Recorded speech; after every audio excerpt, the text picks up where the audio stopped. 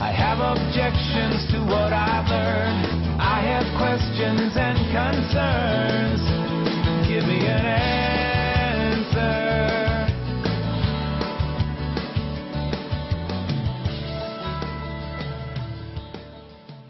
I just wondered what you think you're doing out here and who you think you're helping.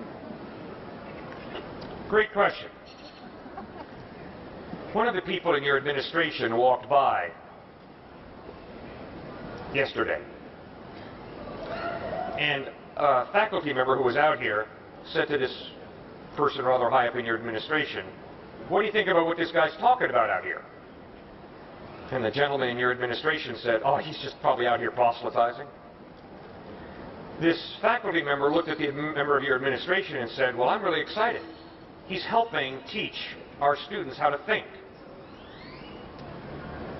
So the reason that we're holding this dialogue is to deal with some of the deeper issues in life, like where do I come from, why am I here, how do I live my life ethically, and is there life after death or not? We have professors, some of the best professors in the world, to teach us. And they're much better than I am. I know. That's why I'm wondering why you're here.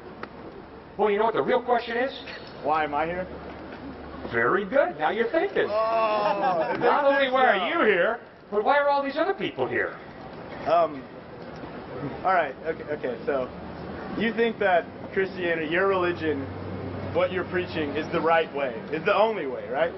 The only way. Jesus said, "I am the way, the truth, and the life. No one comes to the Father except through me." That's what Jesus said. You do realize we're in a war right now. In a war, and religious fundamentalism is at the root of this war. You got to be kidding me. You actually think religious fundamentalism is motivating the United States to be at war? I mean, that's not exactly what I said. I'm saying the war in general. Do you honestly think that America is motivated by religious fundamentalism to be involved in our war? Well, see, you're just spinning the words I said. That wasn't what I'm saying at all. Well, then why don't you be a little more clear and express yourself more clearly? I'm saying there's people halfway around the world that are saying that their way is the one right way. And there's people all over the world that think that their religion is the one right religion, the one right religion. This divisiveness has caused pretty much all the violence in our world today. And so I'm just wondering what you think you're helping. Because, I mean, there's people that think they're the one right way, and there's, you that think you're, preaching the one right way. But I'm just wondering what you really think is going to be resolved by you coming out here and disrupting us while we're walking to class and I'm walking to work. And I mean, I just want to know. I just want you bet. I want to know what you think what you're really doing to help the problem at all. I am convinced to the root of my being that the solution for war, divorce, hatred, bigotry, sexism is the peace that God gives us when we enter a relationship with Him. And I can promise you, sir, if you will read the Gospels and look at Jesus Christ, as He bleeds and dies on a cross, how does He respond to His enemies? Not, "I hate you." Not, "I'm going to stick it to you." Instead, Jesus prays, "Father, forgive them, for they know not what they do." When you put your faith in Jesus Christ, He does not lead you into war, into hatred. He leads you to be a peacemaker and to love even your enemy. And when Dr. Martin Luther King went into Birmingham, Alabama to promote civil rights, he did not look into the faces of those white Christian racists and say, "You know something, guys, you need to realize that all religion is the same." Instead, he said, "You followers of Christ need to take Christ more seriously, and you need to commit your life to Jesus Christ to the point where you realize that your racism is evil, because Christ clearly taught that racism is evil." Right.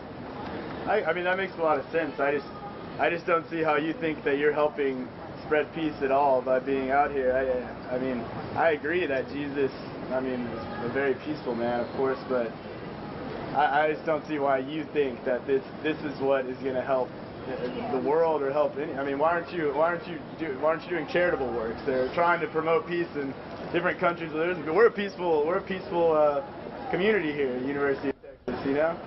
I mean, really? Do any of you come from divorced homes? Of course.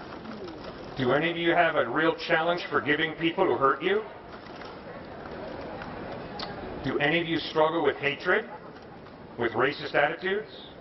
Do any of you struggle with lust and dehumanizing people? Oh, yeah. Well, maybe you're perfect. No, not at all. Not at all. Neither am I. That is why I'm convinced all of us need Jesus Christ. I certainly do, because I'm not perfect. And I can promise you, I hurt with many of the students here whose mom and dad couldn't love each other. Found it impossible. So they had to divorce.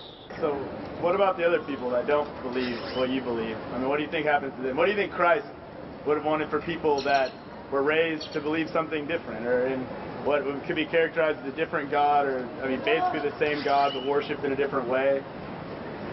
I mean, do you honestly believe that that Jesus Christ is one true way? What happens to the other people? What happens to the rest of the world?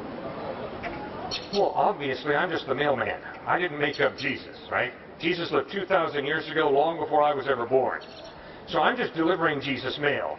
And what Jesus said in John 3:16-18 is, "For God so loved the world that he gave his one and only Son, that whoever believes in him should not perish but have eternal life.